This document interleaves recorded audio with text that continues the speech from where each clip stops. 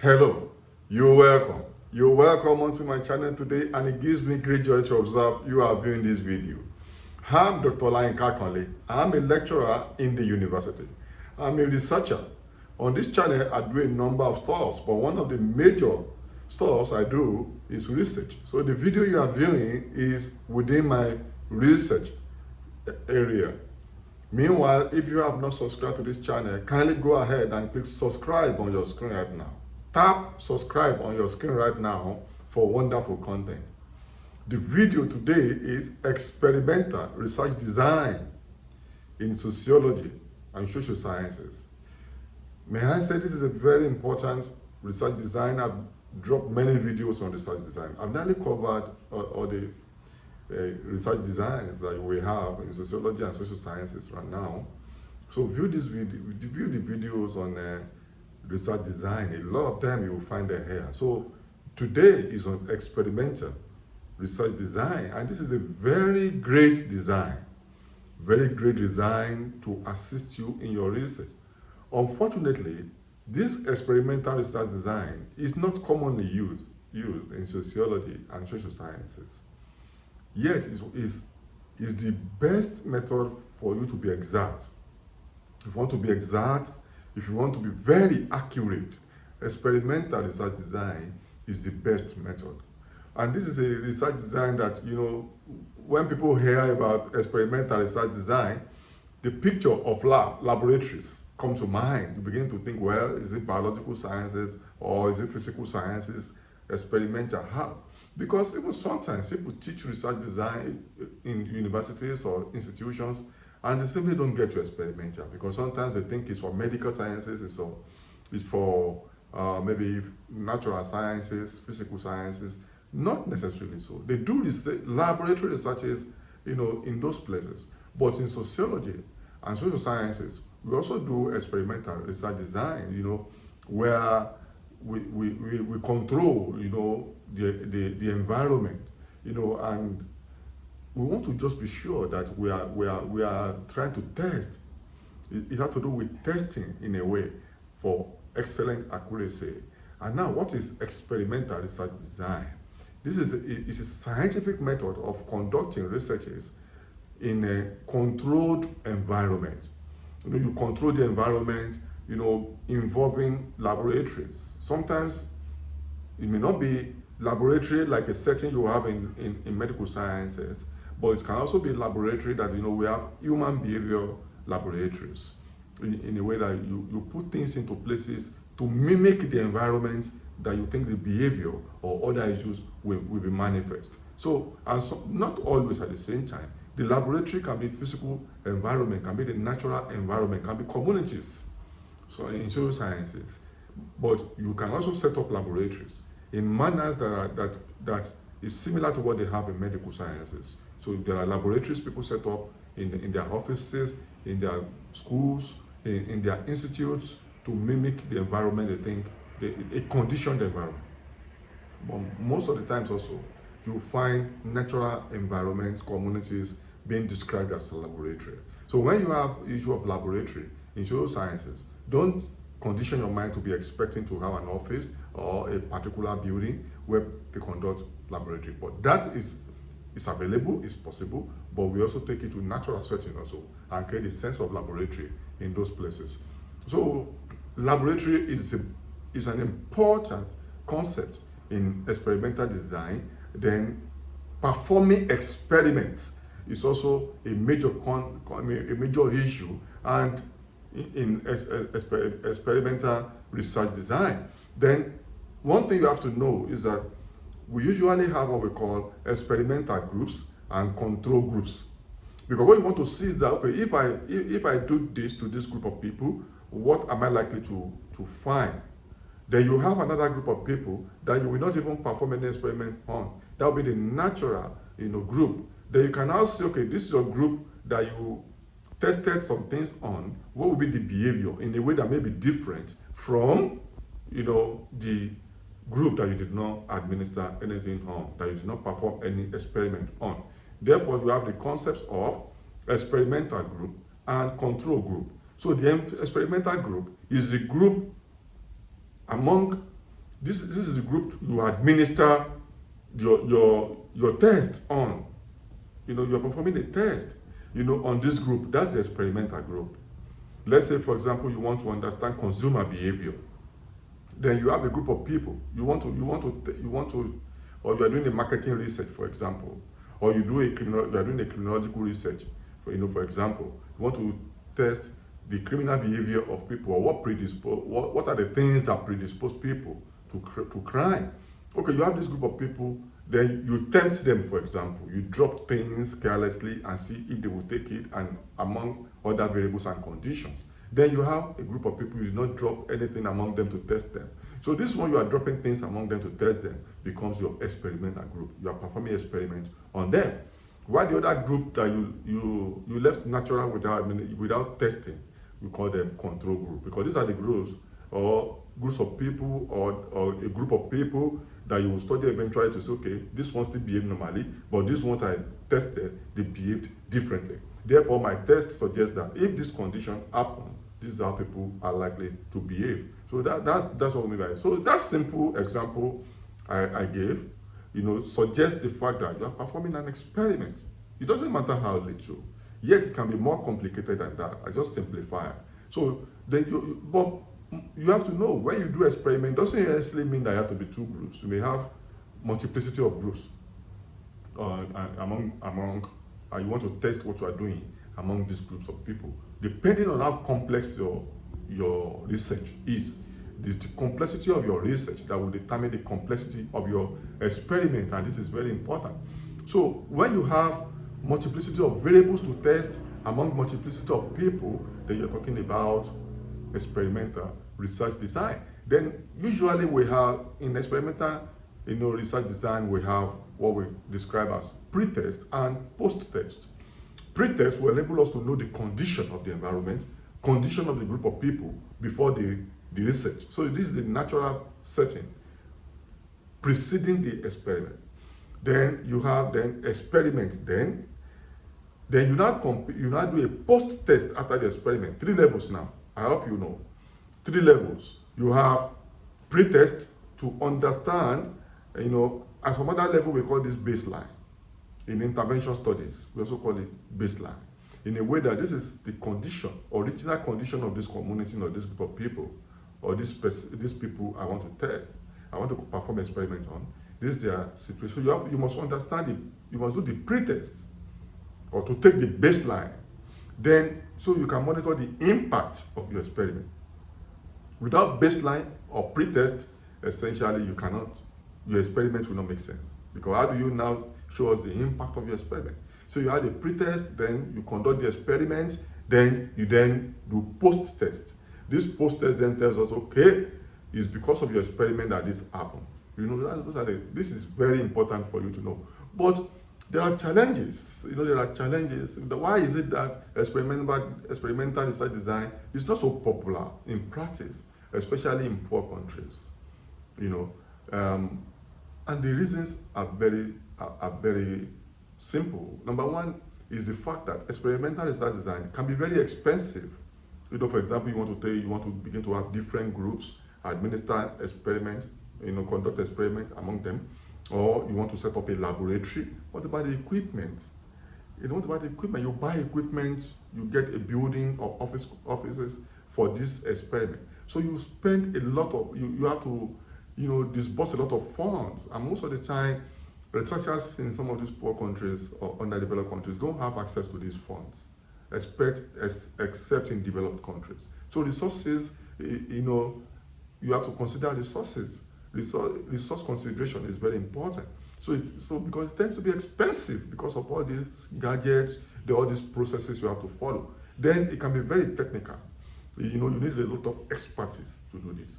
And sometimes the expertise is not available, you cannot do experimental design. Then it's time consuming. Before you determine the issue, before you get the resources, before you set up the laboratory, so it tends to be cumbersome and time consuming.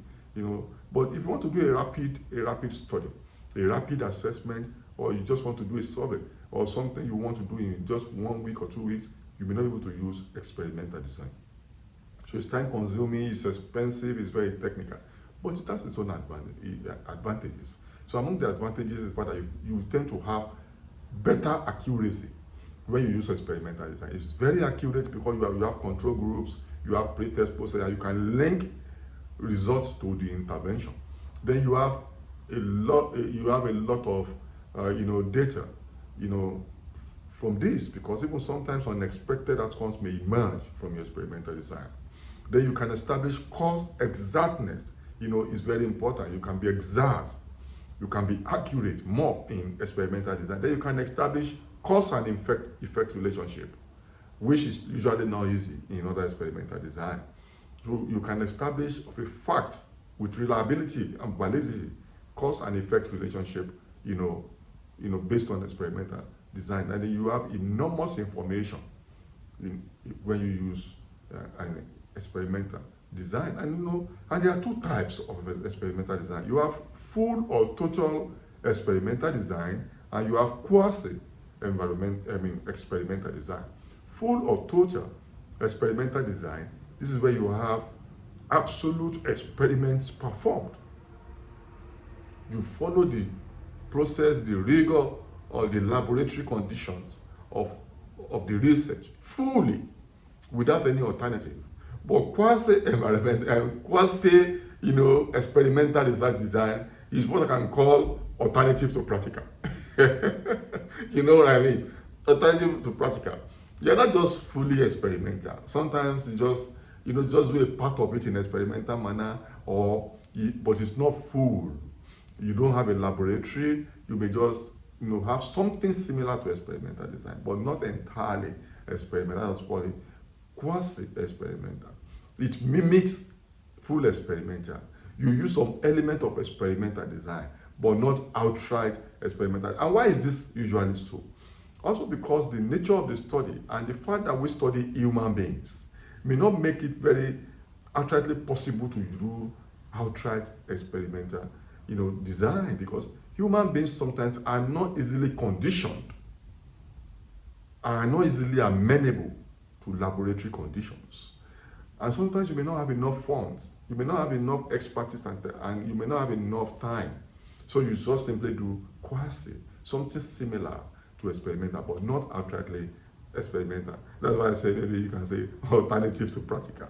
While fully experimental when design, or you have outright experimental design, or you have total experimental design, might take time, might take expertise, might take a lot of resources. Quasi may not be that. But while quasi might be 100% accurate, when full total experimental design might be 100% accurate, you can't say the same thing about quasi experimental design, which may not give you the same accuracy that you will have in full, but at least it gives you a semblance of experimental. And now we use experimental design in different researches in social sciences and sociology. For example, we want to study human behavior, introduce some variables into human behaviors and see what will happen. Introduce some interventions into a community. We want to see what will happen. We want to test consumer behavior relative to a particular product. So marketing studies or marketing research, or you want to do criminological research, we do it in all of this one. Clinical psychology, or clinical research, or clinical sociology, or medical sociology, or medical, or you talk about relationship issues. You can apply it into every area of human behavior that you may want to study. Like I've given some examples there before, but it's very common in consumer behavior, and it's very common in clinical sociology, clinical psychology, or medical sociology. It's very common in all of this, even fertility behavior. So you can actually use it for many research, many types of researches. And don't forget, I always say in my research videos, that your research of interest will determine the design you are going to use. You are going to use the most appropriate. It's not that maybe one is necessarily better than the other, essentially, but what is important is which design is most appropriate in the context of your own research per time. And that's why you have to be familiar with all the research designs so you can know which one to use. You can view my other videos on this one. So you can also have the process, the process of experimental, research design. What are, you have stage by stage situation that you have to follow in experimental research design. The first one is observe. You observe the problem. You have to observe the problem. Maybe you even do a pretest so that you'll be able to understand. You may be immersed in the community or visit to the community to be able to observe this problem effectively. Then the next point is hypothesizing. You have to set of hypotheses to say, okay, based on my observation, this is likely going to be the cause or the relationship, the pattern of things. Okay, let me now test this through experiment. So you move to the third level. Third level, you conduct experiment. Don't forget, you observe the issues, you set off hypotheses. Your hypothesis will guide your experiment. In fact, it's your hypothesis. It's upon your hypothesis you are building your experiment. I have a video on hypothesis testing on this channel. View that video. It's your hypothesis that will determine the nature of experiment you conduct. Once you conduct the experiment, whether you use quasi-experimental or total or full experimental, then you move to findings. You analyze your data to come up with findings based on your experiment. And based on your findings, depending on the level of accuracy, then you conclude. Once you reach a conclusion as the stage 5, after conclusion, then you recommend or you implement. After the conclusion, you move to number 6, you implement. But your implementation will be based on your conclusion and from your experiment, from your implementation, then you recommend. Or you recommend implementation, then you implement the recommendations, depending on how you want to carry this last leg of number 6. And this is very common in intervention studies. Interventions are based on addressing the findings made during after experiments. So that's why clinical studies, public health, and some other areas of knowledge, they do implementation. They don't just stop at experiment. Sometimes they then move ahead to go and implement based on their experiment to change human behavior or the condition of that environment. But there are also another thing I want to mention is the issue of components. There are different components of experimental design. There are different components of this research design. Experimental is essentially very, very scientific, and you move towards exactness. Therefore, to get precision, you must be methodical. You must be clinical. You cannot leave any stone unturned. You cannot assume anything. You have to follow the process very carefully. And I'll give you the process now. Now let's start talking about the components of experimental design. What are the components? Number 1 is the fact that you have to know what are the explanatory factors. What are the factors that may be driving this situation we are finding? And this will come from your observation in the first instance. And this is what will guide your hypothesis testing.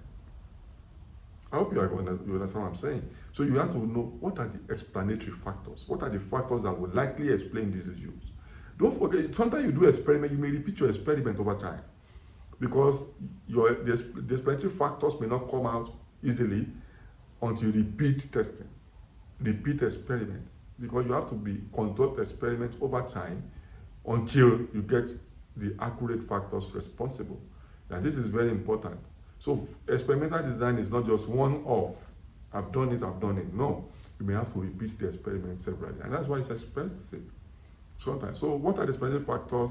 Then what are the response variables? What are the variables that can explain, that can help us, that might determine the response of these factors or these issues to what we are doing? Then you then do a set of treatments as number 3. Based on your explanatory factors, your responsible variables, then you do a set of treatment. This treatment is a component, it's actually the lab work, the experimental element. Treatment in this case means, okay, I have this experimental group.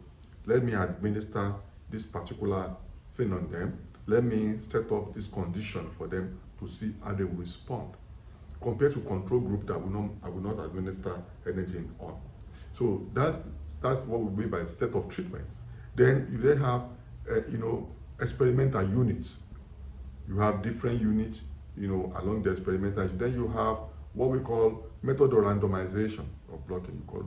The experiment has to be random before, so that you also want to be able to generalize. So you randomize, then you determine your sample size or number of replications. How many people in this population, how many situations in the population do you want to conduct experiment on, and how many replications do you want to do to be accurate and exact. Then you then do measurement. You measure the process and the findings, to reach a very conclusive findings. You measure, you use different apparatuses, you use different conditionalities, you use different scenarios to get the accurate measurement. Then you move to outcomes. Based on this, your measurements, what are the outcomes? For you to be able to say, this is what we are doing. Then it's very important for you to pay attention to the nature of the laboratory. Your laboratory, is it open community or natural setting or laboratory? This is very important. And I started from this place, that the nature of laboratory is very important. What will be your nature of laboratory? Ultimately, is it a closed laboratory or open laboratory? Is it a natural environmental setting or a controlled environmental setting? Or the nature of your laboratory ultimately will determine the validity and the precision of your experiment. Wow. Till I see you in my next video, kindly click subscribe on the screen right now. Bye for now.